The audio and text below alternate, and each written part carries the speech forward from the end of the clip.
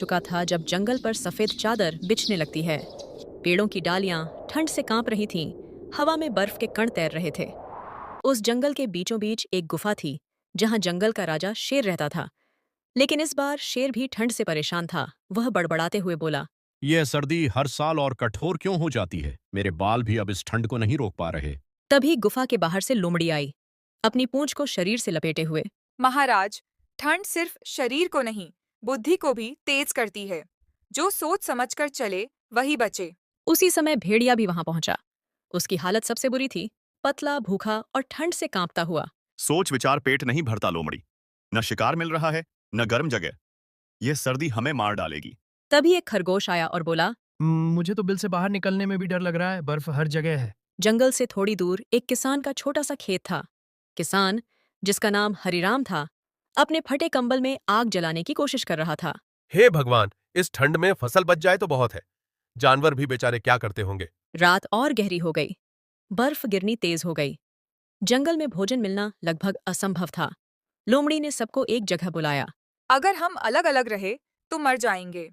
हमें मिलकर कोई उपाय निकालना होगा। और तुम चाहती हो कि मैं शेर के साथ बैठकर योजना बनाऊं? आज राजा और प्रजा का भेद नहीं, सर्दी सबको बराबर कर देती है। मैंने किसान के खेत के पास एक खलिहान देखा है।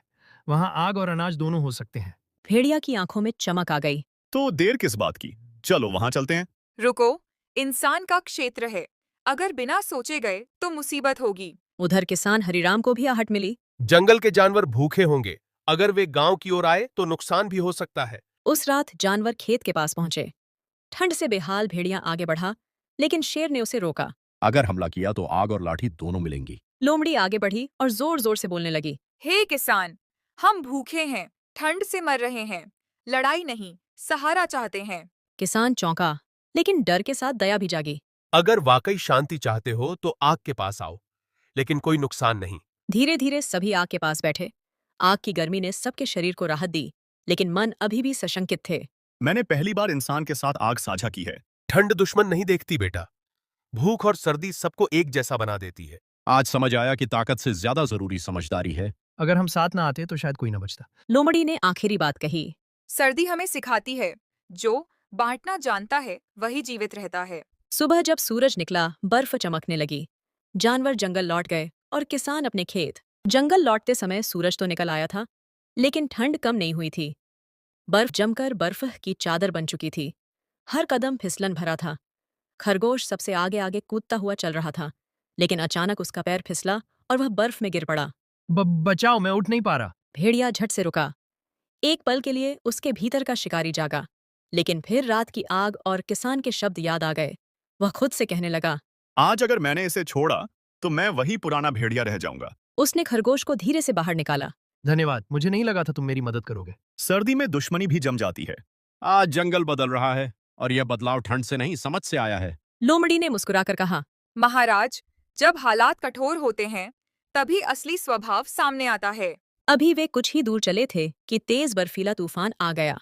हवा सीटी बजाने लगी, पेड़ झुकने लगे। तभी खरगोश बोला। अब क्या होगा? मेरी तो सांस जम रही है। लोमड़ी ने चारों ओर देखा। अगर हमें कोई शरण नहीं मिली तो यह तूफान हमें खत्म कर देगा। भेड़िया सूंघते हुए बोला, मुझे पहाड़ की ओर किसी पुरानी गुफा की गंध आ रही है। सब मेरे पीछे चलो, कोई पीछे नहीं रहेगा। वे बड़ी मुश्किल से गुफा तक पहुंचे। गुफा अंधेरी थी, लेकिन बाहर की मौत से बेहतर।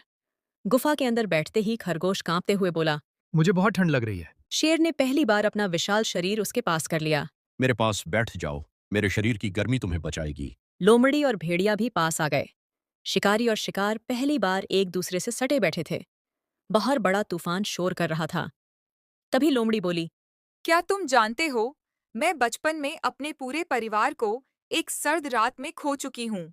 सभी ने ध्यान से लोमड़ी की ओर देखा। उस दिन मैंने सीखा कि अकेलेपन से बड़ी कोई ठंड नहीं होती।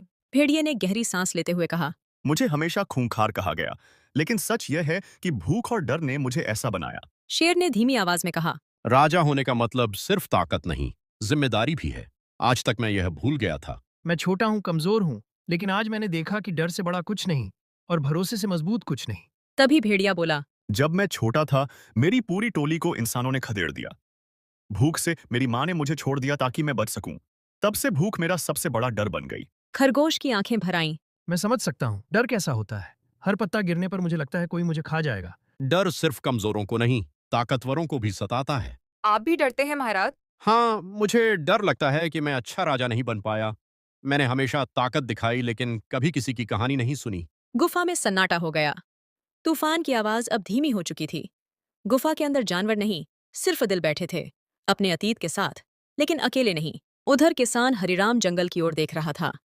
तूफान देखकर उसका मन बेचैन था। उसने कुछ कंबल और अनाज बोरे में डाले और कहने लगा, अगर भगवान ने चाहा तो उन्हें ढूंढकर मदद करूंगा। सुबह होते होते तूफान थमा। किसान जंगल की ओर चल पड़ा। जैसे ही जानवर गुफा से बाहर निकले, उन्होंने किसान को आते देखा। खरगोश खुशी से उछल पड़ा और बोला, वह देखो कौन आ रहा है, किसान। किसान ने उन्हें देखकर डरने की बजाय राहत की सांस ली। लगता है आज मेरी चिंता बेकार नहीं गई। सभी सुरक्षित है। उसने कंबल जमीन पर रख दिए। इसे बांट लो, सर्दी अभी बाकी है। आज से जंगल तुम्हारा दुश्मन नहीं। शेर ने सिर झुकाकर सम्मान दिया। इंसान और जानवर दोनों अगर समझ लें तो धरती स्वर्ग बन सकती है। महाराज, जब ठंड और भूख सामने हो तब राजा और जानवर का भेद मिट जाता है। अगर हर इंसान तुम्हारी तरह सोचे तो जंगल और गांव में कभी युद्ध न हो। किसान मुस्कुराया। और अगर हर राजा तुम्हारी तरह सुने तो डर की जगह भरोसा जन्म ले। सर्दी धीरे धीरे खत्म हुई। जंगल में फिर हरियाली आई।